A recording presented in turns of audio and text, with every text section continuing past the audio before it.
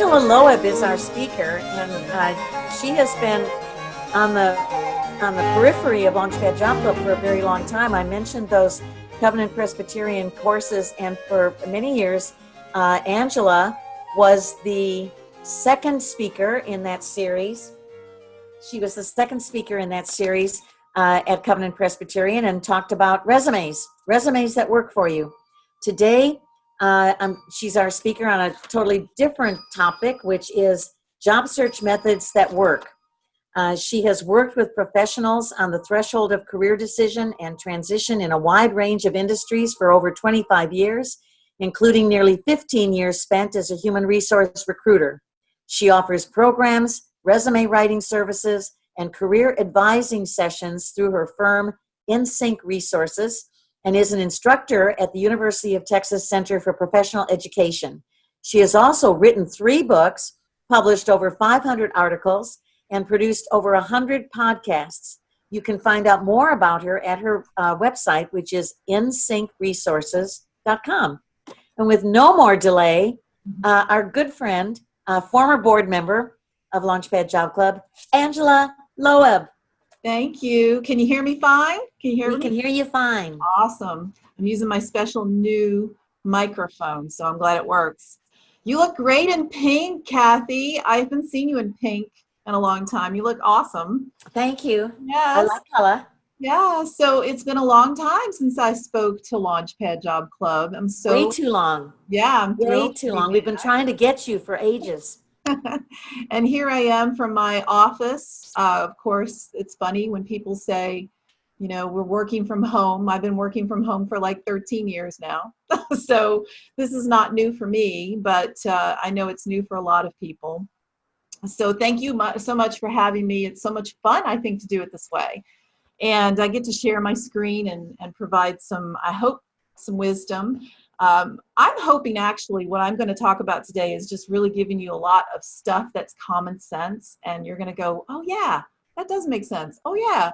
So hopefully it won't be like mind-blowingly new for you, but if it is, that's okay. You can take some notes. What I would suggest, Kathy, is let's go ahead. I'm going to run through my comments and show some slides and tips and information. And then at the end, this is going to be pretty short. So at the end, we can just open it up and have a lot of questions and make this interactive.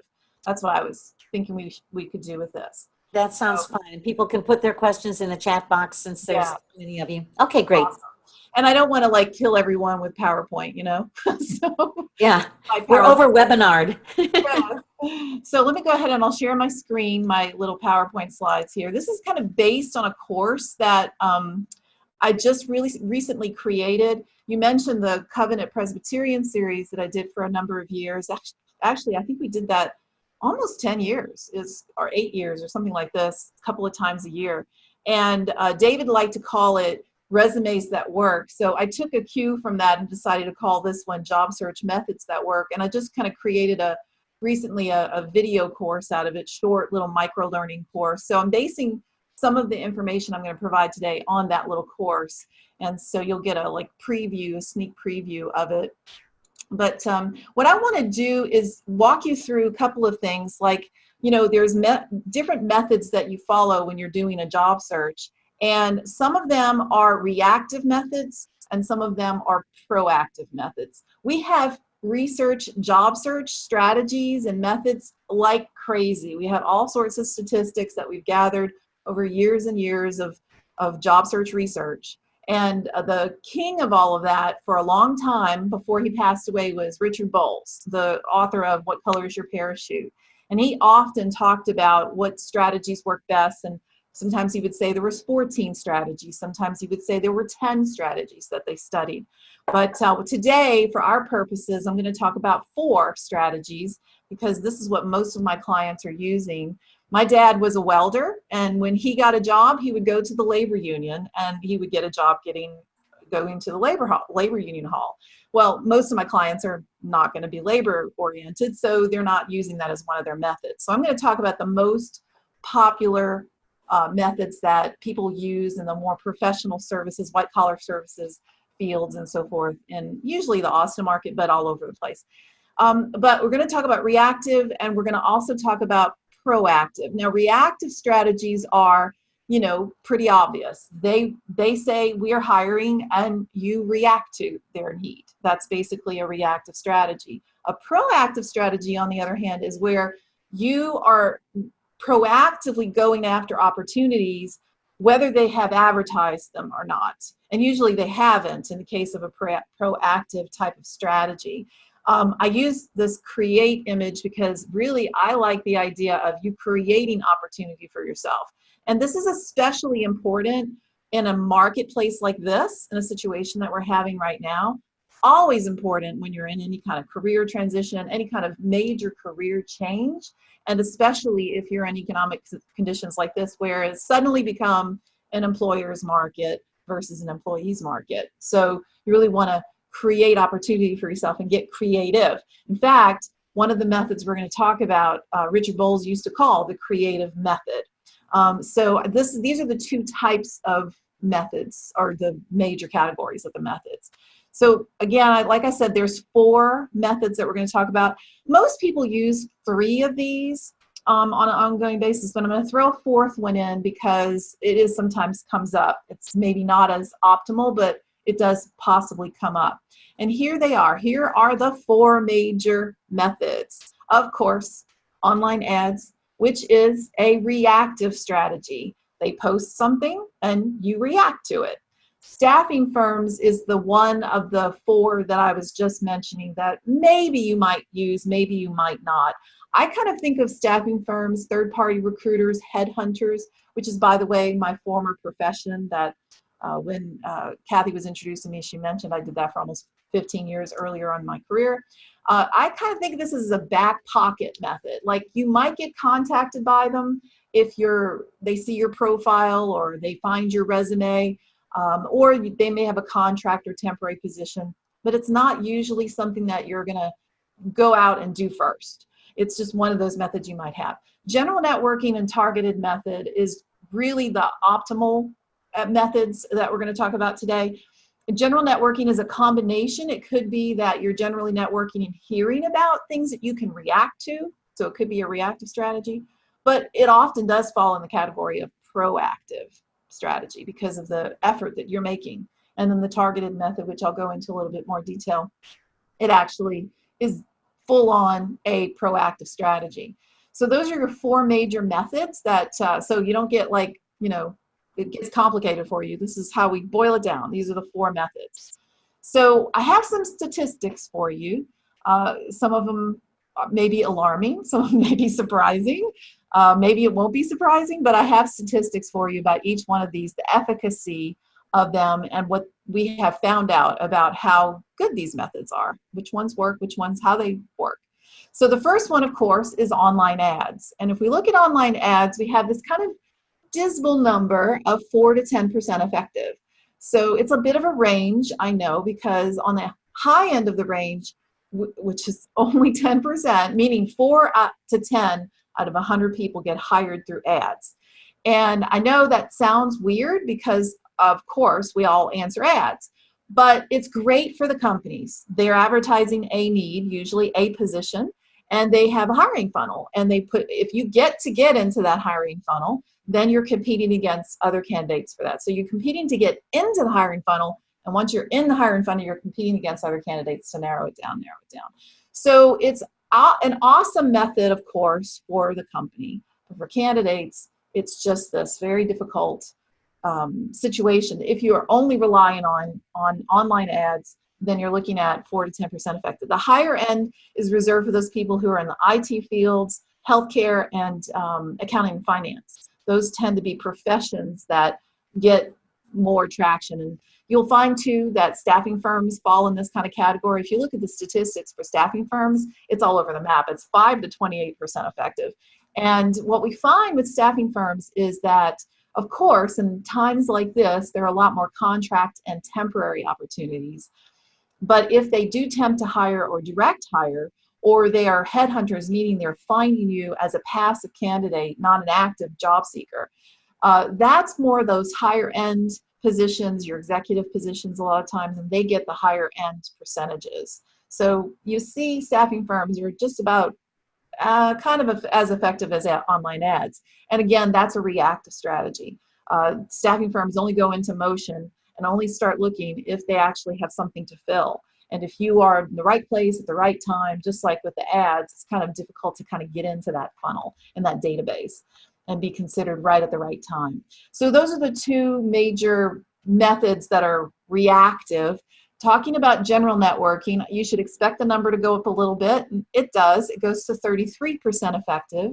And I'm going to make a very specific distinction here about general networking, because general networking is just what it sounds like. It's general. It's like you're putting the word out to your network, to your friends, your family. As a matter of fact, the 3 areas that I usually mention to people that they should consider general networking is, of course, we think of professional colleagues, past and present professional colleagues.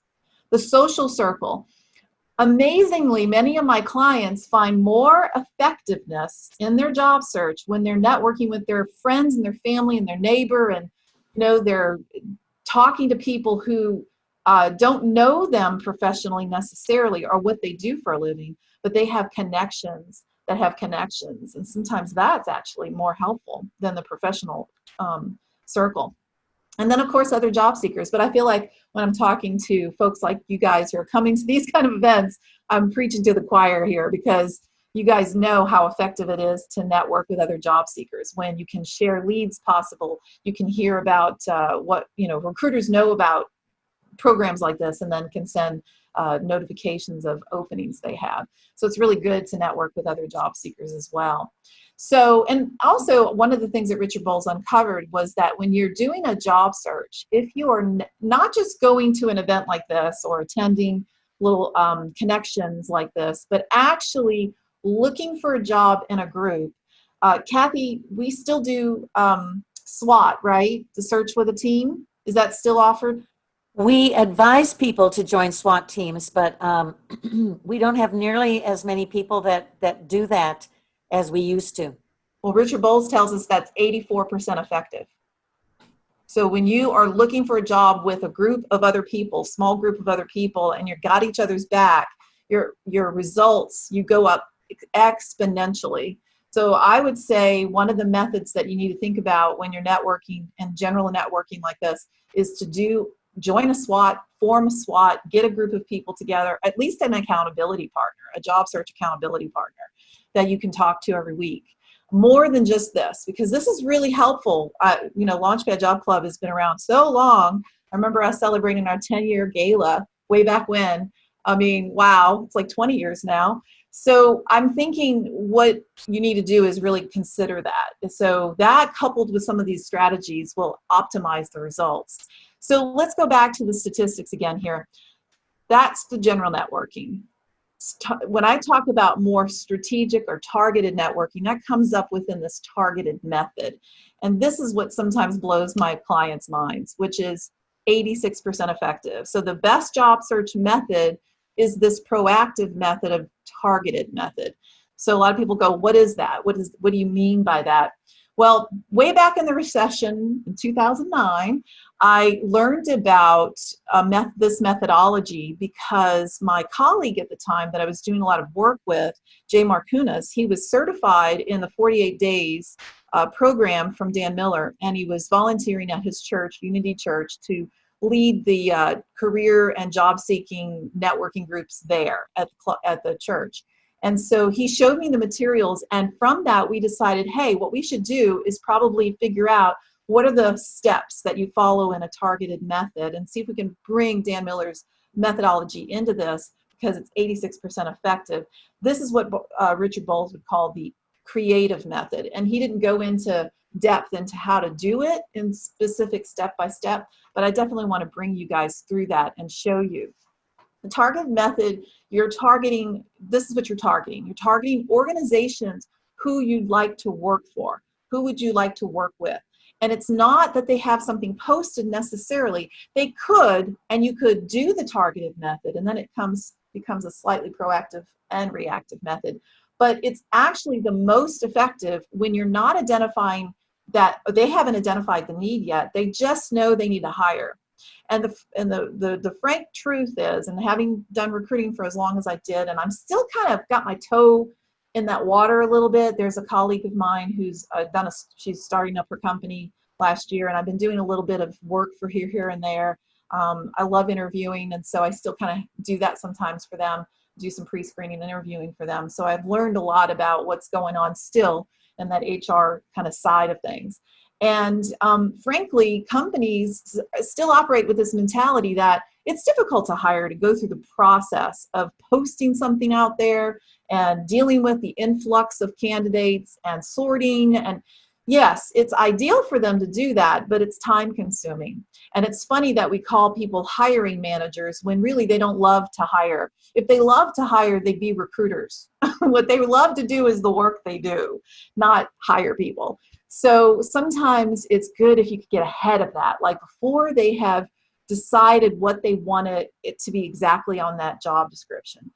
Because by the time they post it, and by the time they've come up with a job description, they get kind of stuck and biased around those skills, those qualifications, the picture they have in their mind of that ideal candidate. So this targeted method, if you're targeting a company versus a position, you have a better chance that when they know about you, hear about you, they think, oh, here's somebody that maybe I should talk to, and maybe we could build a position around them. And I've had that situation happen to me before, and it's beautiful. It's beautiful when it happens, that someone identifies that you would be a great fit in their organization, and now they really want to just see how they can make it work, and they build the job around you. And I was happy at that company for 8 years doing the work that I love doing. So this would be the ideal thing, okay? It's a win-win both for the company and for yourself, but it takes some, as we call chutzpah, right? It takes some assertiveness, it takes some creativity, it takes some strategic thinking, and a few other things I'm going to talk about in a minute. I'm going to show you the process to follow. But who you're targeting is not only the organization, but the person with the power to hire you. And unless you're targeting the HR department for an HR job, because you're an HR professional, that's not who you're targeting at all. You're targeting someone else in the organization who would be the person you would report to. Sometimes that's higher up in the organization than maybe the person you would report to, unless, of course, you are reporting to the executive team with the level that you're in. And if you do target up someone higher level, that's a person who has the power to influence the person with the power to hire you. So they still have power. That's what you're trying to do. That's what you're trying to target in this method. So let me walk you through the steps. And I'm going quickly because I want to make sure we get all the questions in. So we have 4 steps that you can follow, all right? The first step is to get prepared. And to prepare for a targeted method, for it to be really effective and optimize it, so you get that 86th percentile, maybe more, you really need to know your value proposition. You need to know what you're really good at. And why? That's because you're targeting them. And anyone in sales and marketing knows this, that if you're going to go after your target audience who's going to buy your service or product, you need to be able to position yourself.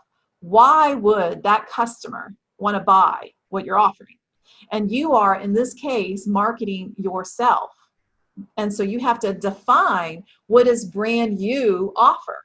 What is your value proposition to them? So it's not just, hey, you need to hire me because I have a mortgage to pay. It's, hey, you need to hire me because I come in and make this difference in your organization. I love doing this. I'm good at doing it. I have results doing it.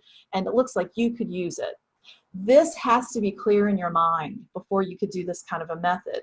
Because I'm going to tell you, just willy-nilly sending out your resumes and making them think it through and making them analyze it, not going to happen. You'll fall flat on this particular method. So you really have to have a good understanding of what you do and what you want, so that you can understand how to articulate the alignment between you and them. The other thing you need to prepare, and this is right up Dan Miller's suggestions, he says 30 to 40 organizations. You're not just targeting 5 companies, right? You want to have a nice, robust list of organizations that you would want to target. Now, I worked with an engineer on this once, and I love the way he organized his list, so I like to talk about his organizational method. And he kind of did almost like a Gantt chart. There were 3 particular industries he was interested in. Then he figured out what his top targets would be. And he had, I think, 10 or 15 companies under those 3 different industries. And he put that in the first column with them, organized. And then he had a second column, he called it his tier 2. And those were organizations that needed further investigation. Should they even be on his list? Or maybe they needed to be off his list. Or maybe they were companies that really truly were tier 2. I don't know, maybe I should work for these. I won't say no if the conversation moves us to an interview. But he knew then he could focus on his top targets and leave the other ones to when he got finished doing whatever he could possibly make happen with his top targets. So organizing your list is a good idea in the preparation. So this is definitely something you have control over. Step 2, and these steps, by the way, will kind of bleed over a little bit in the activities. We have research. Researching, how do you align? What's that strategic possible pitch? Like, what's the connection point here? Why would I be interested in them? Why would they be interested in me? And you research everything you can. You pore over their website. You go look at their LinkedIn company profile if they have one, whatever social media profiles they have. You read their press releases. You figure out what's going on, where that could alignment be for you when you make that connection with them. You make that attempt to make the connection. You're still in research phase. You haven't committed yourself, but you're coming up with maybe your strategic approach here. You also are trying to find out who has the power to hire you, or who has the influence over the person with the power. So that research is going on. Now, here's where you start taking real action, and what I like to call strategic networking versus general networking. Strategic networking is you are leveraging your list and you're going to your network now with a specific ask. I would love to get whatever you know about this company from you, or I would love to get this introduction. So information or introductions, specifically about organizations on your list. So this strategic networking is what I call this. It's kind of the difference between going to a friend's party, hanging out, meeting new people, and that's general networking, social networking, or going and calling up your friend and saying, hey, my dentist is retiring and moving to Mexico. What dentist would you recommend? So, that kind of a specific ask that you would get from a trusted, that resource. So strategic networking. So you're going and finding out, like, do they know the person that has the power to hire? This is wonderful when you can go and look at connections through LinkedIn. Can you imagine? This methodology is not new. This methodology has been around since I saw a reference to it in a book written in 1937. So it's not new, but can you imagine the days when we didn't have LinkedIn and we couldn't go look at this stuff? Well, it was much more challenging than it is today. And you couldn't necessarily call up library information. And yes, I am old enough to remember, as Shannon likes to say, I'm a fine aged wine. And I remember calling, information at the library. You couldn't necessarily have done that either. You would have to be a lot more creative about figuring out the stuff about companies and who's who at those companies. All right, so that's where you want to land if you can help it. If those people out there who are listening to this know the difference between cold sales and warm sales in the sales process, they can see that this is warm sales. But this is where it gets to be cold sales, right? And that's where you make a direct outreach to the person that has the power to hire you, or the person who has influence over that person. And that direct outreach can be the part where a lot of people go, whoa, this is uncomfortable. This is really getting out of my comfort zone. It was already uncomfortable enough to ask friends for help, but now I actually have to make a direct connection. This is a lot more challenging. But there's also a method to follow for it too. So I'm going to walk you through those 3 steps real quickly. These are right out of Dan Miller. He has a great article. As a matter of fact, I mentioned it here at the bottom of this particular slide. You're Fired, No Hired is an article, a blog on his blog. And that link will take you right to it, and it'll kind of go through these particular 3 steps. But his advice is, this is a selling process. And you are trying to make a connection with someone who you don't have a relationship with. And they don't know you. They haven't heard of you before. So your situation, if you can't leverage someone in your network to help you out, and you're making that direct connection, just sending your information once is not going to cut it. salespeople know that it takes a repeating process. And Dan says, do at least 3. So the first connection is not your resume. It's just a short introduction email. And at the end of every correspondence that you have, you always set up something else, the next thing. So at the end of this, you'll say, in a few days, I'll send you more information to gauge your interest. And then a few days later is when you send your email. And you can kind of think of the email as really a very highly customized, targeted, email where you get a little bit more in depth. And at the end of that, you say, if I don't hear from you first, I'll check back with you next week. It's always setting up the next step. 2 emails, and maybe you still don't get anywhere because, well, a lot of things don't get through. They get stuck in spam, or maybe they're like, who is this person? I don't know who this person is. And they're not listening or paying attention, or they're super busy and their emails are stacked up. And a few days later, they see another email from you and they think, oh, I got to reach out to this person. And they get distracted and they don't respond. That happens. So what his suggestion is 5 to 7 days later is when you make a phone call. So you can see how in the research part of this phase of this method, you really do need to do your homework before you really make this approach and figure out what you're going to do as far as how you're going to talk about yourself, what is going to be your angle of approach and what you're going to say. And then also, do you have contact information for this person? Can you figure out their contact information and do that in a, of course, creative way? Thankfully, we have the information superhighway and you can get out there on the internet and find information. So I want to wrap it up by just saying thank you so much for paying attention and going through these steps with me. I know I threw a lot of information out there at one time. Those are the 4 major methods that I would consider you think about. One of the things that Richard Bowles told us is that the research said that if you do more than 4 or 5 methods at one time, you start getting diminishing results on their effectiveness. So that's something to keep in mind as well. And if you're interested in reaching out to me, by the way, I do offer free initial phone consultations. If you're curious about my services and want to talk or you're stuck on something, that's my website. And there's a way to get on my online calendar if you want to. So yeah, that's it. Those are my tips and information.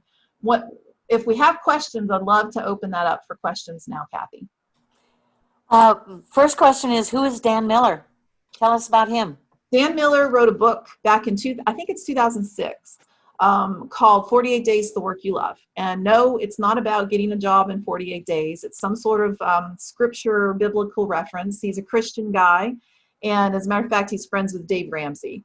And so what Dave Ramsey is to finance, Dan Miller is to career and career expertise. And so he wrote this book a long time ago, and I don't know. I stripped out my approach is very secular to this, but it's love the steps. I love the process mindset because job search can be so ambiguous.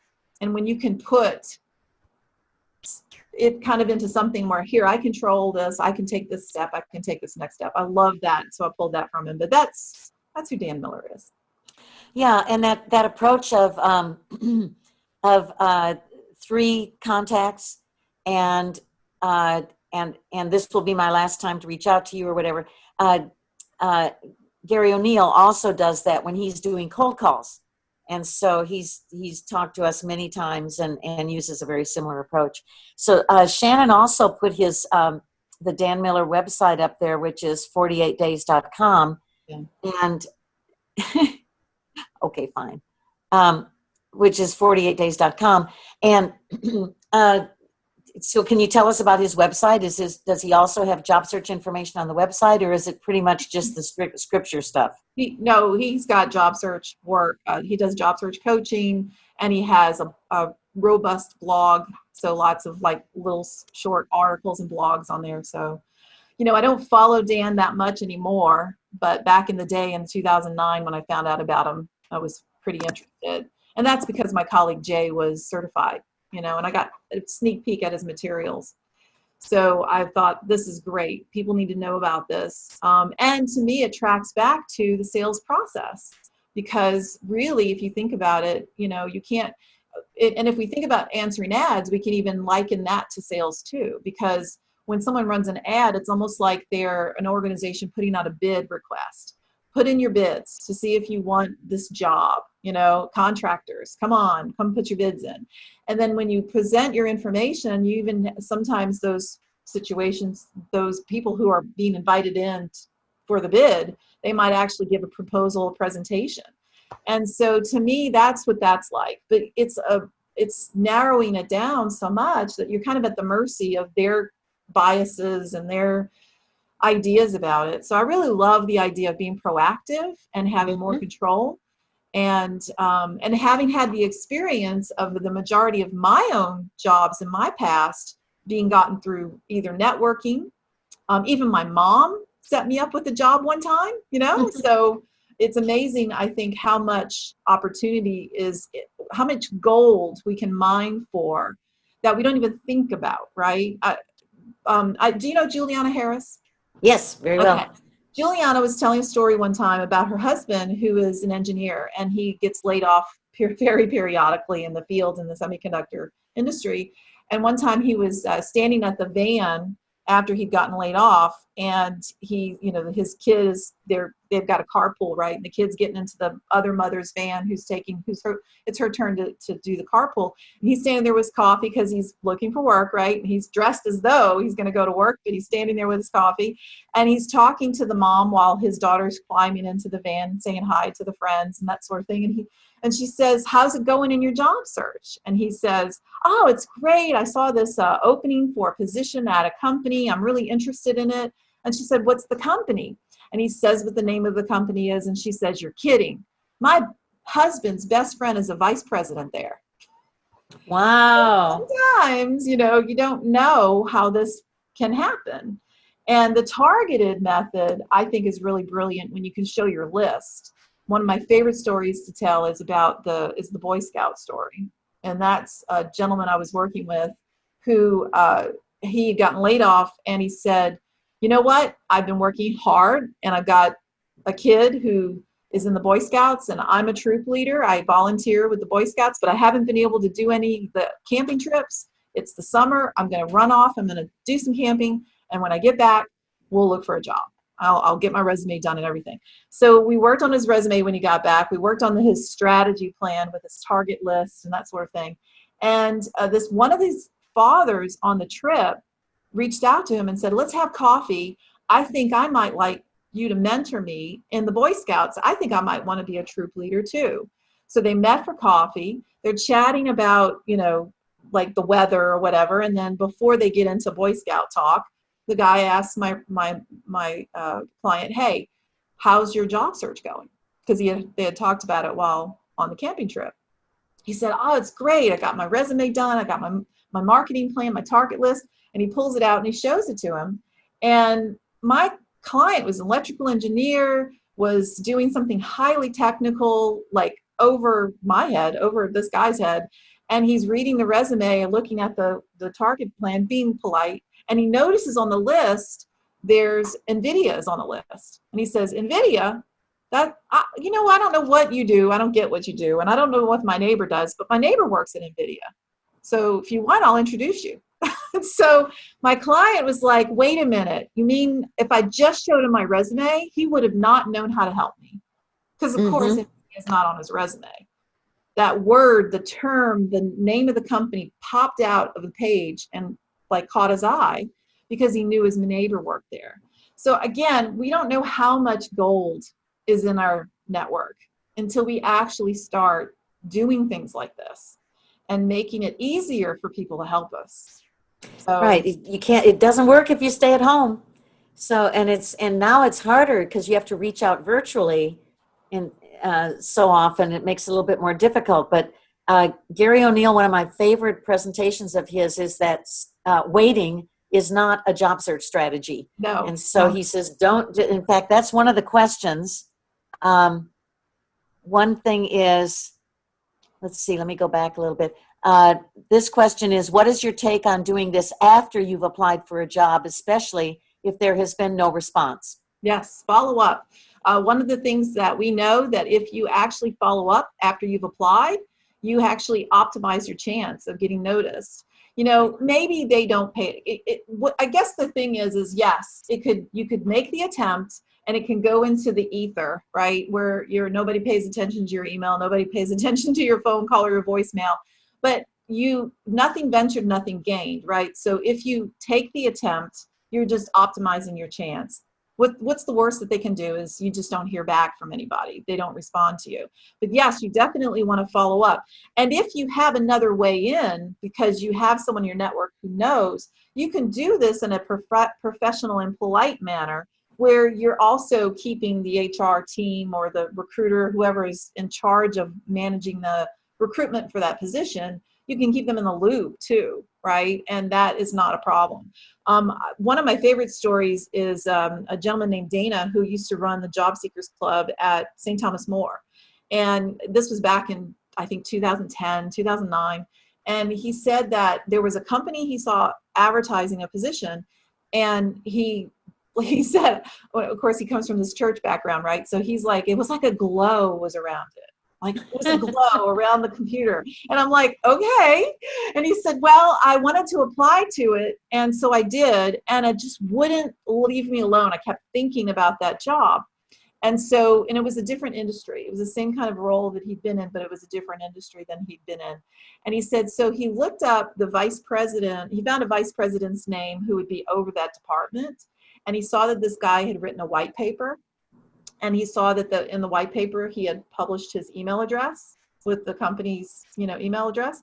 And so he actually sent a note to him in his resume, and he said, I saw your posting. I read your white paper. I'm really interested in this role. Thanks for, considering me. The VP actually walked it to the HR department because he knows this, because he called to follow up, not hearing anything, with the HR department about a week later. And the HR manager says, hey, I remember your name. The vice president, she names his name. He gave me your resume. You're supposed to apply directly. Like, she started scolding him. he said, I did apply. And she said, oh, okay, you just must be one of those that I haven't gotten to yet. And so she kind of calmed down, right? But still nothing. He still didn't hear anything, right? But it wouldn't leave him especially excited now that he had communication with a vice president who emailed him back and said, thanks, talked to the HR department. Now he was revved up, right? So another week or so goes by. He still hasn't heard anything. So he randomly calls into the company, gets this guy in customer service named Chris. And he's like, talks to him. He's like, you don't know me, but I'm super excited. And he drops the name of the vice president. He drops the name of the HR person he spoke to. And he says, I really just want to get ready, because if there's an interview, just 5 minutes, if you don't mind, anything you can tell me about the company. He says, oh, man. And the guy is super friendly in customer service, right? Yeah. So he says, what you ought to do is read this book. As a company, we're reading a book right now. Have you heard of it? No, I haven't heard of that. Well, I tell you what, let's meet. He invites Dana to lunch, and they meet, and the guy gives him the book to read. And yes, Dana got the job later.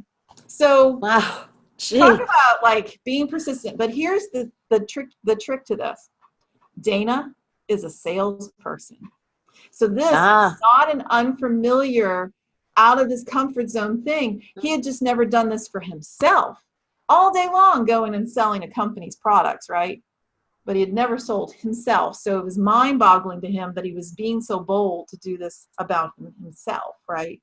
So I just love the stories. I think it's really helpful to see it's not just theoretical. It's something that actually can I love it too. It's great. It's great. I love it. This question says, tell us about your podcast. Oh, yes. I have been taking a hiatus from the last one. But the first one I did was the Job Search Bootcamp program. Co-hosted that for a while. Kathy was one of our guests, actually. We still have that one. I was hosted on Blog Talk Radio for a long time, and they're so old now, over 10 years, that I moved a few of them to the resource section in my website. So you can go and check that out. And then we have the more recent one that I did over the past few years called Be Radiant Radio. And it's a combination of some career advice, and some of it is just personal development, goal setting, goal achieving, inspirational, motivational stuff. And I have, I've been moving them over to YouTube because Blog Talk Radio is not as friendly as it was to those of us who use the free service. They want you to pay a lot of money to podcast these days because it's so hot. So I'm Yeah. moving them over to YouTube. So I have a channel, and if anybody's interested in it, because they're interested in it, on my about page on my website, there's a YouTube link, and also in the resources section on my website. I have a lot of free stuff people can check out on my website. Okay, that's good to know. Thank you. Somebody says, um, uh, what suggestions and resources do you have for getting started as a freelancer, a not technical freelancer? I also want to, before she talks, I'll give her a chance to think of her answer. On July 30th, on the stuff to-do list, we're advertising a 1-hour webinar called Freelancing 101, How to Earn Side Income Doing What You Love. This is a free class by General Assembly. That's awesome. So it's on the stuff to-do list. Okay, so, Right. so what's your Well, advice? I started off as a freelancer and not technical, unless you consider writing resumes technical. I was a recruiter, and I went to my manager and said, hey, I think I might start doing this on the freelancing on the side. And she said, I just wanted to clear it with her. I wanted to make sure that, she was cool with it. And she was thrilled. And she said, hey, I think that's excellent. Because we were always struggling. Recruiters, like, they meet with a candidate, they think a candidate is awesome, but the resume just doesn't represent. And they've got to send that to the hiring manager. And so a lot of times they find themselves advising, could you change this? Could you do this? Could you change? Because it's just, they're not like optimizing that tool. So I knew I could do that. And so she actually sent me my first candidate, my first client, resume client. And ironically, it was not a job seeker. It was a guy who was in radio business, and he wanted to come up with a resume so he could present it to a venture capital firm while he pitched his business idea. So I was for an entrepreneur. But getting started as a freelancer, you just do it. You just got to take a step. You've got to find a client. You've got to do it. You got to just take your like package yourself up and step out there. There are a lot of freelancing support out there. Upwork is a great place to go and find freelance work posted. So it used to be called something else. I can't remember what it used to be called, but it's now called Elance? Is that Elance? Yeah, it used to be Elance, and I think they changed their name to Upwork. So that's a great place to go. We do have a freelancer group in Austin that's connected to the Women in Communications. That might not be their name. I know that at some point they changed their name. And they are geared a lot more to the creative fields. You'll find a lot of people in communications, of course, in marketing and communications in that group. But they have a robust meeting schedule and a lot of support in that too. And there will be something if you want to follow me somehow, with all the various things I have, social media and whatnot, my mailing list.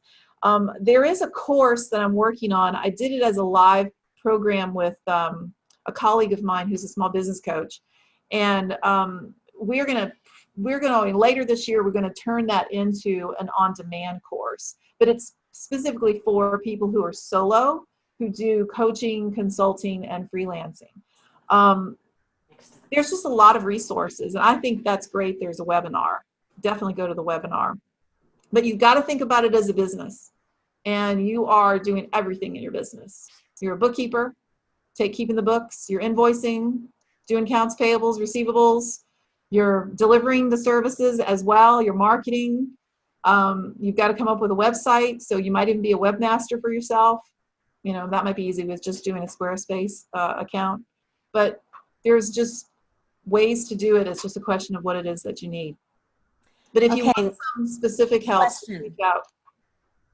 Where does LinkedIn factor in the 3-step scenario? Do you recommend using the contact and messaging features or stick to email?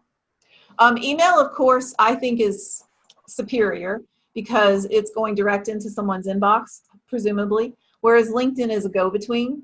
And a lot of times I find people are not monitoring their LinkedIn email accounts. Maybe they're getting spammed there a lot. I know I am. Or they might have their notifications turned off, or they might have it forwarded to a different address that they don't check all the time.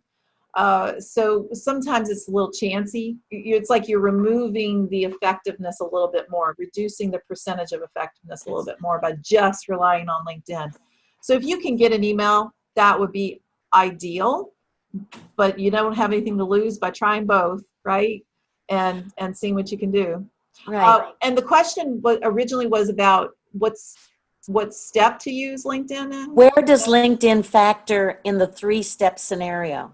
Oh, as far as when you're doing a direct outreach, because of course it definitely factors in when you're trying to figure out your strategic connections that you might be able to leverage in your network.